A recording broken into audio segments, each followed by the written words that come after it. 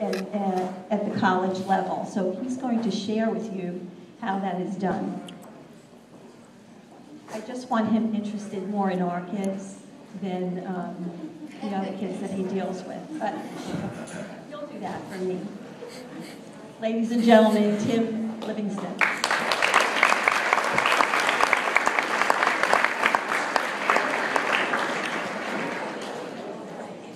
Good evening, everyone. Got to get used to this speaker. First of all, I am honored and privileged to be here tonight. I know the past speakers at this event, people like Derek Brooks, Tino Martinez, Jason Romano, all people that I know, people that I look up to. And so to walk in their footsteps is obviously very humbling, and I'm very appreciative. Unfortunately for you guys, there were no superstars from Tampa available tonight. And when I was at Florida Bakery having cafecino the other day, begging for quarters, Louis walked by and said, "We need a speaker. Can you come by?" I said, "Free meal? Sure, no problem, I'll be here." But you know, what I want to do tonight might take more than 15 minutes. But my goal for the young men and women in this room is to give you a formula for success. To give you something that will take you from now until college sports and maybe beyond. If you believe it, and if you take it, and if you accept it, and if you implement it, I guarantee you it will take you further than you possibly imagined today that you can go. But before that, if I were to say, look, if you had one shot, one opportunity to seize everything you ever wanted in one moment, would you grasp it or would you let it slip? Who said that? Eminem, that's right. Why did he say that? Why does he say that? What is he asking you? He's asking you, are you ready? Are you prepared for that one moment in your life when you may have a chance to define who you are and where you're going to go? Because it's a rare opportunity, but it does happen. You never know when it's going to happen. You never know how it's going to happen, but it will happen. So let's just talk for a minute. We'll talk about college athletics. We're here at a sports banquet. Because what I'm about to tell you tonight about preparation and about being ready is going to work in every facet of your lives. But let's talk about college athletics. Who here wants to play college sports? Raise your hand. Raise them high. Come on, let me see it. We got guys in here that have played college sports that just wish they could go back. Isn't that right, Coach? A whole bunch of us do. But the reality is you guys want to play college sports. But right now, in order to play college sports, first and foremost, you've got to get recruited. That's how the process begins. But in order to get recruited, you must be marketable. You must get marketed. People have a hard time understanding what I'm saying when I say this because they say, oh, if I just play well, if I do well, if I show up, if I perform, somebody's going to see me, somebody's going to find me. Even if that's the case, you're still being marketed. Because if people aren't publicizing you and talking about you and you're not in the newspaper and you're not ESPN Top 150, you're still being marketed. So the degree of marketing, depending on whether or not you're a person that you send out your own emails to a coach, your coach calls coaches for you, you play on the greatest platform at the greatest tournaments and the greatest events against the greatest competition, and or you become one of the best at what you do. At any level, you're being marketed. But in order to be marketed, you must be marketable. College coaches will recruit you on 3 things, and 3 things only. So if you don't remember anything else tonight, remember this. There are 3 A's in college recruiting: academics, athletics, and attitude. That's what it breaks down to. In its simplest form, its lowest common denominator, it breaks down to those 3 things. And I know the kids in the room don't want to hear the academic side, but I'm telling you right now, your grades will open and close more doors of opportunity for you than anything else. Anything. And if you want to be marketed, and if you want to be recruited, Those 3 A's, you cannot be poor, moderate, or average in any of them. You better be good, very good, and exceptional in some of them. And you can't just be good, good, and good. If you're going to be good in one, you better be exceptional in another. 8th grade, correct me if I'm wrong, you're going to be the graduating class of 2016, correct? Is that right? Yeah, all right, that's right, 2016. Lucky you, the NCAA is changing their academic requirements for the class of 2016, starting August 2016. What is currently a 2.0 core course GPA to be eligible to play in college will be a 2.5 with 1,000 on the SAT. I can tell you hundreds of kids that do not score 1,000 on the SAT in the 2-part. Hundreds. And they have a 3.2, a 3.5, a 3.7, a 3.6. Pick a GPA, they have it, and they still don't get 1,000 on the SAT. So not only are college admissions harder than they've ever been, college coaches do not have the same influence they used to have. I know for a lot of parents in this room that may have played in college, how difficult that is to actually comprehend. Because there are still a handful of schools that will let you in if you don't meet the school's academic requirements for admissions. But I'm telling you, right here and right now, this is on you. You can never say, I was never told, because I'm telling you right now, it is getting to the point where you have to be able to get in as a student if you want to be an athlete.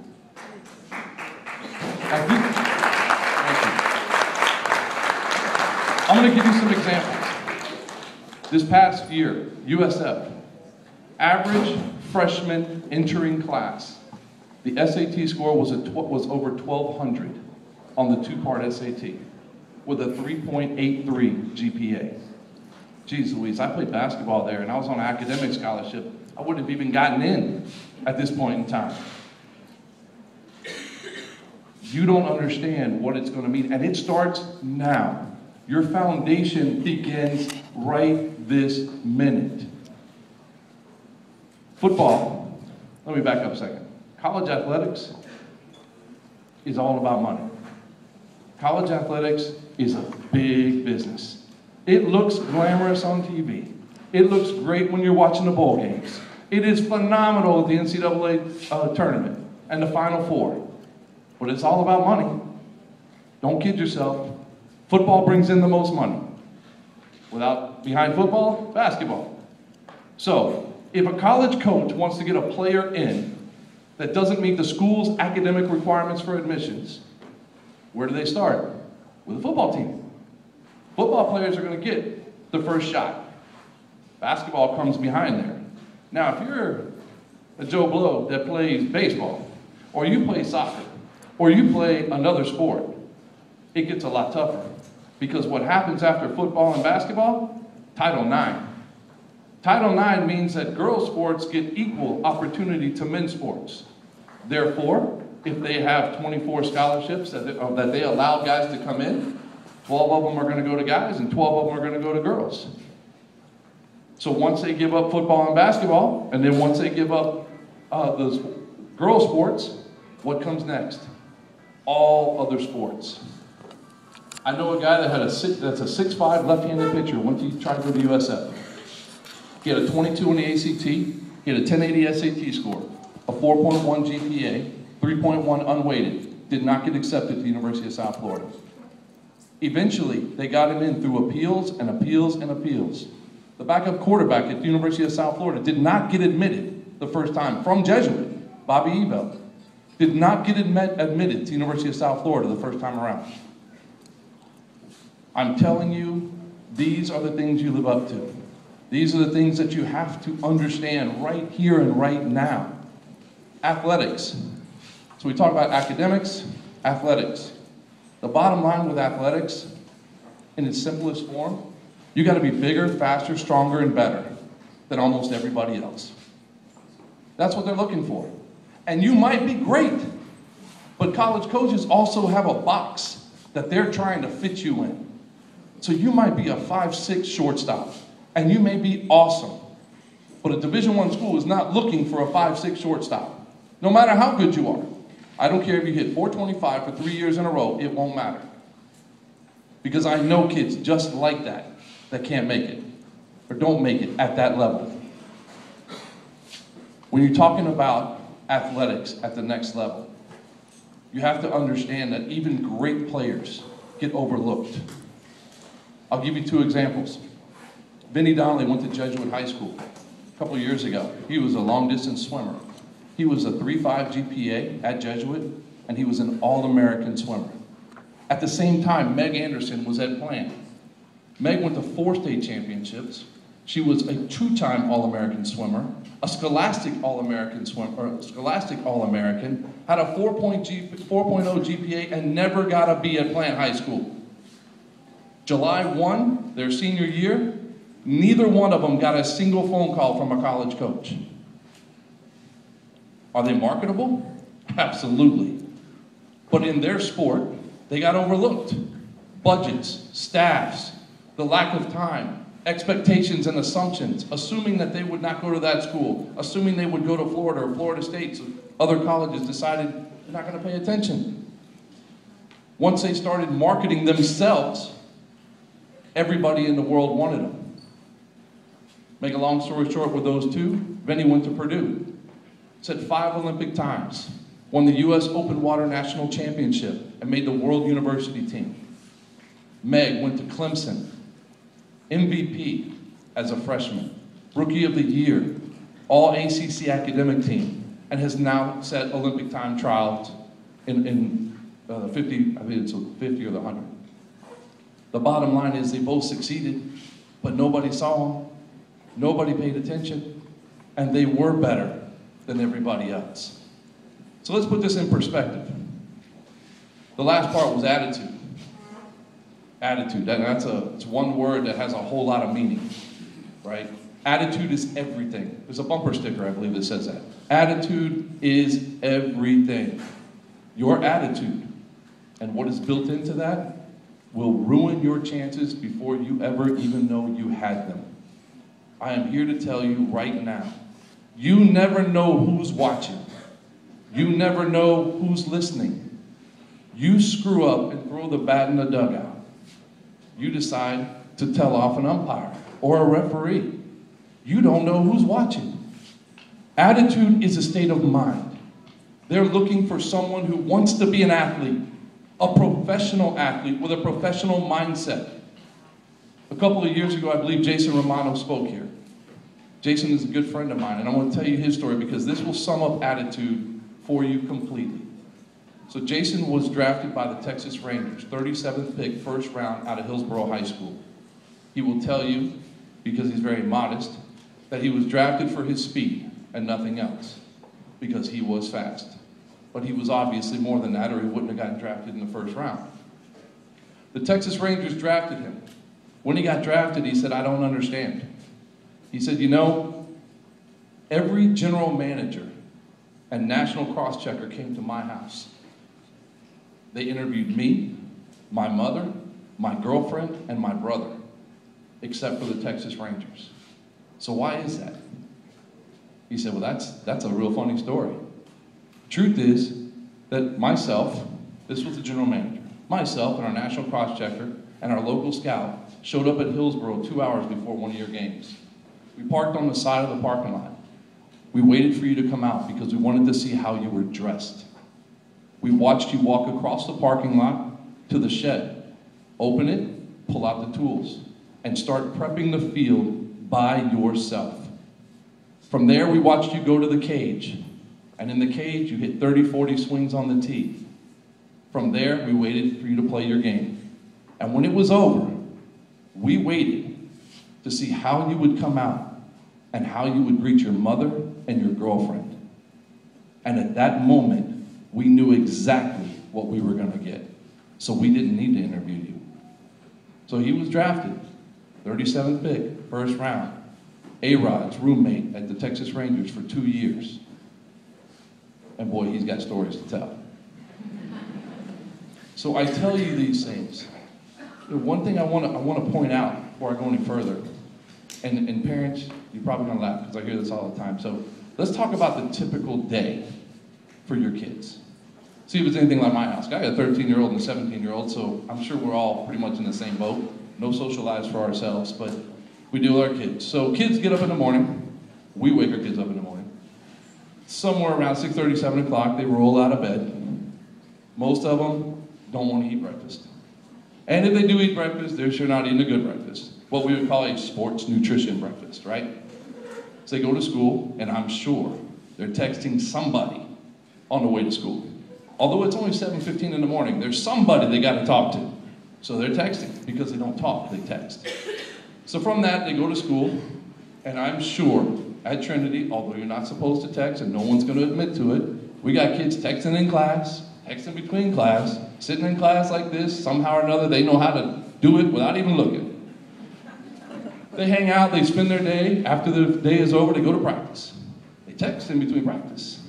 Finish practice or they play a game. They go home, they eat dinner, they play Xbox, or they get on Facebook. From that point in time, they do a little bit of homework, take a shower, eat dinner, go to bed.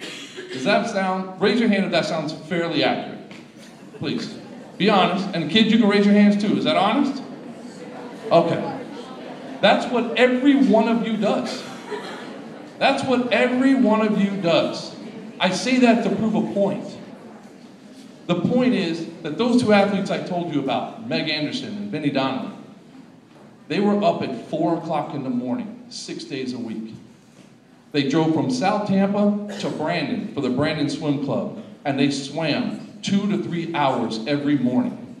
They went back to school, one at Jesuit. Did I mention the 3.5 GPA? And the other one at Plant. Did I mention the 4.0? And after school, they went back to Brandon for another 3 hours of training. They trained every day, 6 days of the week, 30 plus hours a week for their sport. Think about that. How many hours a week are you training for yours? Your coaches, as great as they are, can only do so much in the 10 to 12 hours a week that you're training with them. Both of those kids I mentioned were All-Americans. True All-Americans, like real All-Americans. You guys are All-Americans right here in your head.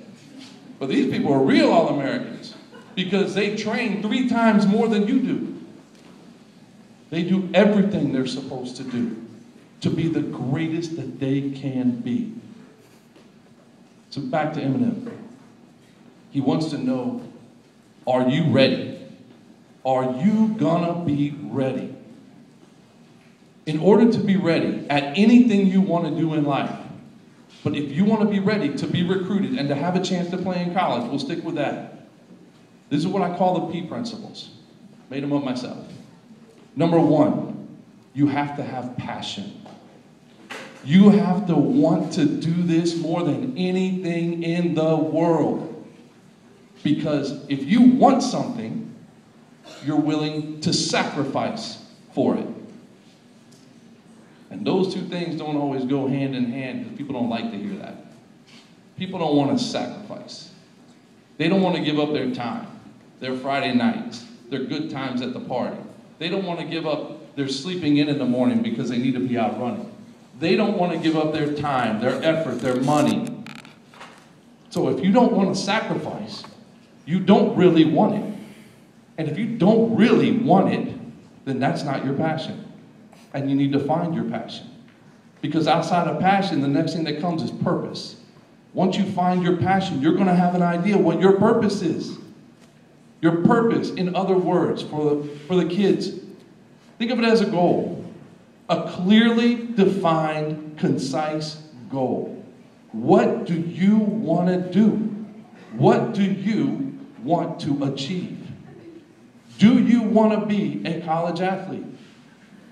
Everybody raised their hand and said yes. How many people want to be Division I college athlete? How many people know that there's like 5 different divisions? Division I, II, III, NAI, and junior college. Most people in here don't even know that there's NAI, but that's a whole different conversation. But if you want to be a Division I athlete, and that is your goal, it's important to know what that is, what that means, what that looks like. Because how can you get someplace if you don't even know really where you're going? I bet whatever sport you play, I bet whatever school you want to go to, I bet you have no idea what the average size and weight of the guy is that plays your position. You're 5'10", 185 when you graduate from high school. And all of a sudden, you want to be defensive end at Florida. That's not going to happen. So it's important to understand where you're going. Know what it looks like. Understand what you have to do as a goal. So now, the third thing is a plan. Now you implement a plan that says, starting right now, tomorrow, when I wake up, what is my plan daily, weekly, monthly to get from point A to point B? Because right now at Trinity, I'm at point A. Maybe point B is I'm going to start varsity at Jesuit. Maybe point B is further down the road and I want to be playing in Florida. Whatever the case is, you have to have a plan. But a plan is only worth the paper it's written on, or PowerPoint, or calendar, or whatever you want to put it down on. Because you must prepare. Prepare. That's what Eminem's talking about. Be in the moment. Train yourself in every possible way. You guys train today, you go to practice. That's all you do. If you want to be a college athlete, you have to be a great athlete first, then a great player. If you're not a great athlete, you will never become a great player. What does great athlete look like? A great athlete is someone who encompasses everything. It's a mindset. It is how you eat, how you sleep, how you train, how you work, how you handle yourself, how you respect the game, how you respect the people in the game, how you carry yourself. If you want to be elite, do what elite people do. Train the way they train. Think the way they think. Look it up. There's a book called The Outliers. It's written by a man named Malcolm Gladwell. It's called The Book of Success. He says in all his research, everything he's done, it takes 10,000 hours, no matter what you do in life, to become an expert. 10,000 hours. And he goes back and chronicles everything, from Bill Gates to Warren Buffett, to the Canadian junior national hockey team, to the Beatles. He will tell you all the way through their story, and it takes 10,000 hours. Well, if you're only going 10 hours a week, it's going to take you some time. And by that time, you might not be around. Albert Pujols, 20,000 BP balls a year. 20,000. I was listening to an interview the other day by Chris Carter on ESPN, and Chris was talking about Jerry Rice, because there was all this hoopla that Jerry Rice is the greatest wide receiver of all time, without a doubt. And that there's really nobody close to him. That Chris Carter might be the second guy, number 2.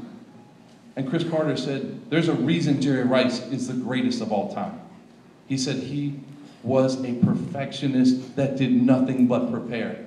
He said, we were at the Pro Bowl in Hawaii year after year. Everybody's hanging out, having Mai Tais. And what's Jerry Rice doing? He's strapping on his shoelaces because he's going to train. He's going to go practice. He's going to work. While everybody else, even the great ones, weren't doing it. So even at that level of competition, they separate themselves by how they prepare. Once you move past that, and I'm getting to the end, I promise. Once you move past preparation, you must persevere. Because if sports teaches you nothing else, I guarantee you, you will fail. You will fail more than you will succeed. You will fail over and over and over again. If you hit 300, you had a good year. But that means you failed 7 out of 10 times. The difference between a winner and a loser is how you handle failure. Does it drive you or does it defeat you? Do you get up or do you give up? It's people that can overcome adversity and failure that lead to the greatest success. Jay-Z said in a show I watched the other day, Jay-Z said, I learned nothing from success, or success has taught me nothing. I've learned everything from failure. That is what will take you to the next level. But throughout that process, you have to be patient. Because if you're not patient, you're going to get that one shot. But it will come. You have to be ready. Because you have to perform. And at that time, like Tony Dungy says, there are no excuses and no explanations. It is you and nobody else. That moment will define you. If it doesn't define you publicly, it will define you privately. You will know if you were ready, and you will know whether you succeeded or failed. And it will change you one way or another, like it or not. The best example I can give you is American Idol. We all watch American Idol, and we see the TV show and all this stuff, but it's real. The basis of it is real. You have 5 minutes, one time, to perform. Do you go to Hollywood, or do you go home? Does it change your future and your destiny, or does it end your career? That's what's going to happen. You never know when that moment will come. You might be a backup point guard, and your point guard sprains his ankle. He may foul out of the game. He may break his leg. I can tell you this, you got to be ready, whatever day it is. And if you follow those steps, if you follow those P's, you will be on your way to becoming a professional in life. Something. It might be athletics. God, for all of you, I hope it is. That was my dream. I would love for you to be a pro athlete. But you must remember that nothing is permanent. What's the average lifespan of a professional athlete in the United States? Say it out loud. 3.4 years. 3 was close enough. Let me also say this. I left this out a little while ago. Do you guys know how many high school student athletes there are in the United States? Take a guess. Throw out some numbers. What was that number? Somebody said 33 million. That's a little high. 12 million. Still a little high. 9 million. Closer. 7.6 million. Hey, this is a number to remember. There are 7.6 million. That's 7,600,000 high school student athletes in America. Now guess how many play in college? A number? More than 100,000. More than 200,000. A little bit more than 500,000. Less than 600,000 of the 7,600,000 will play in college at all levels. So if that doesn't prove to you that you better stand out, then nothing will. Because numbers don't lie. If you have less than 600,000 people, we're talking about 7.8%, give or take, of all high school student athletes in America can play in college. That's like taking the FCAT and being in the top 7.8 percentile in every subject. So you have to stand out. You have to do something different. And you have to be different than you, then different than you, and all the way through. In every one of those categories that I told you, academics, athletics, and attitude, that's the only thing that's going to get you there. But when athletics is over, those same principles will carry you through life. Because after athletics, you may be a professional broadcaster, a professional doctor, a professional lawyer. Just remember this. Everybody says they want to be a professional athlete. That's 2 words, an adjective and a noun. You can change the noun. But if you can't get the adjective part right, forget about the noun. You have to be a professional before you can actually be an athlete or a professional athlete. You have to be a professional before you can be an accountant, because it takes that mentality, and most people don't have it. That's why there's so few professionals and so many of everybody else. I'm going to leave you with this right here. Nothing lasts forever, so don't forget that. But when you stop playing, whether you stop playing in high school or college or whatever level it is, do not let what you do or what you're no longer doing define who you think you are. Because what I see in the country today is that people are lost. Kids are lost. Teenagers are lost because they don't know who they are. You're 14 years old and you've been playing your sport for 10 years. That's all you do. That's all you know. But who you are is not based on what you do. It's based on how you do it and how you live your life. It's based upon whether or not you live your life respectfully for yourself, for your others, for teammates, whether you're compassionate and tolerant, whether you're selfless, whether you're hardworking. Those are the kind of things that will define who you are and how you're remembered, not what you do. Because you can change what you do over and over and over again. The last thing is, be grateful. Be humbly grateful. Be thankful you had the chance to play the game. Because what it gives you is experience, life lessons, friendships, camaraderie. It gives you all those things. So be thankful for it. Remember back, thankfully, that you got to do it. Not that you were the best at it, because that doesn't matter. Remember that you got to do it. Because there are kids and people in this world that would give anything, to be sitting in your shoes. I know a 13-year-old boy right now that has a rare bone disease, and he will give anything. He's willing to break his bones to step on the court for a JV 5th and 6th grade game just to be on the team. He will give anything for it. He'll sacrifice himself, truly, just for that chance. Don't ever lose sight of the gift that you were given to be able to do it. Tonight I've tried to do my best to not put you to sleep, but also to educate you. Because education is knowledge. Knowledge is power. I'm trying to pass the power to you right now to control your future and your destiny. Good luck. God bless.